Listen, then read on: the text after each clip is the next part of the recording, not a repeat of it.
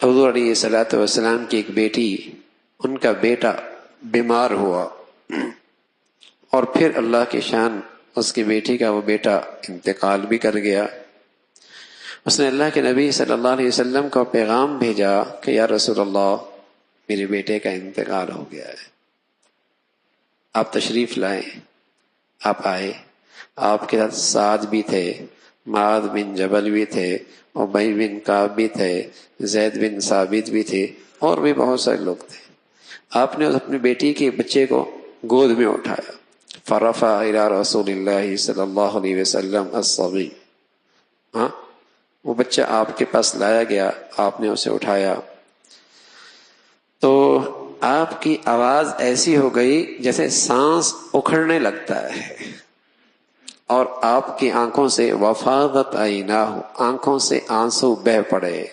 حضرت کہنے لگے یا رسول اللہ، آپ بھی روتے ہیں، آپ بھی روتے ہیں؟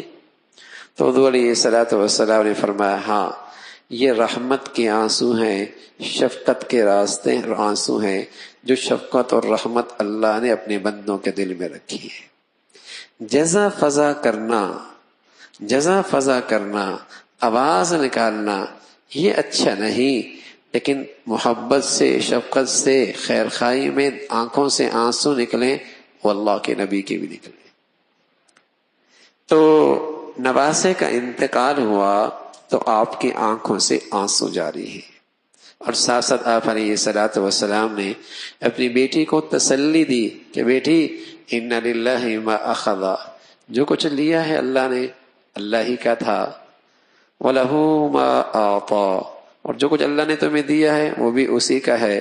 ہر ایک کا ایک وقت مقرر ہے، اس وقت تک بندہ اس سے نفع اٹھاتا ہے، صبر کرو، اللہ تمہیں اس کا بہترین بدلہ عطا فرمائے گا۔ تسلی بھی دی، حوصلہ بھی دیا، لیکن فطرتی محبت کی وجہ سے آنسو بھی بہہ پڑے۔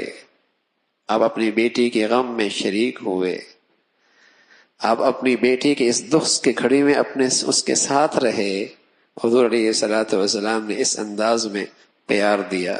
اللہ بھائی عمل کی توفیق نصیب فرما دے۔